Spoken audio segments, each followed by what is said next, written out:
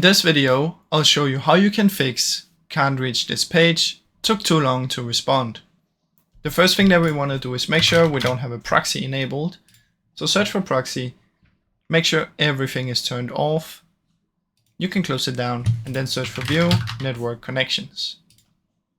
Once you're in here, you want to find your internet, right click on it, go to properties, find the Internet Protocol version 4, go to properties, use the following DNS, and in here you want to type 1.1.1.1.1, and down here you want to type, let me just remove this, 1.0.0.1, just like this.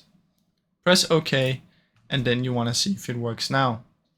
If it still doesn't work, what we can do is we can come back here, right click disable and right click enable, which is gonna reset your internet real quick on your PC. Now as a last step, we can go to CMD, right click, run as an administrator, and in here you want to type ipconfig space //DNS, press enter, and then type netsh space winsock space reset and press enter. Then restart your PC and now it should hopefully work. Now I really hope you enjoyed this video. If you did, please leave a like and subscribe, as it helps me out a ton. Thank you so much for watching.